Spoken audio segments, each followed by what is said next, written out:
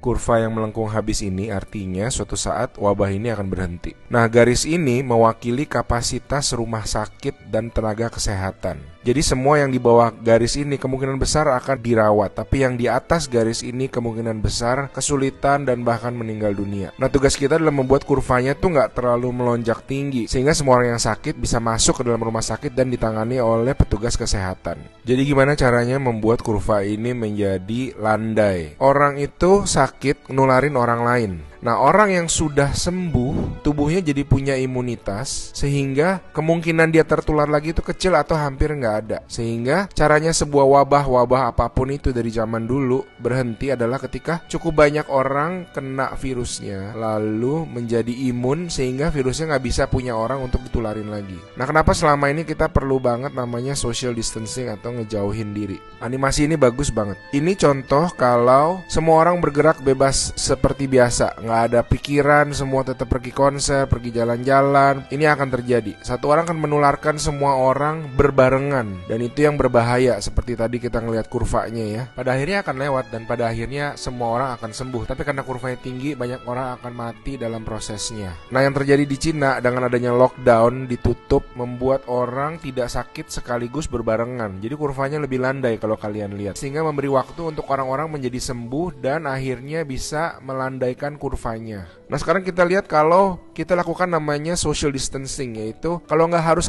banget nggak usah pergi keluar, kalau nggak penting-penting banget nggak usah ketemu temen, nggak usah ada social function, semuanya ditunda dulu. Kita lihat apa yang terjadi.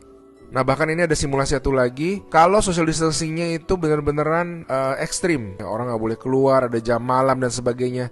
Ini yang terjadi. Kita lihat beda banget kan. Jadi ada orang yang akan tetap sakit, tapi mereka bisa masuk rumah sakit dan dirawat. Jadi teman-teman, please do your social distancing, stay at home, work from home, anywhere you can. Ada orang-orang yang nggak bisa, saya mengerti, tapi sebisa mungkin lakukanlah semuanya itu. A good way of doing it is to imagine that you do have the virus, and change your behavior so that you're not transmitting it.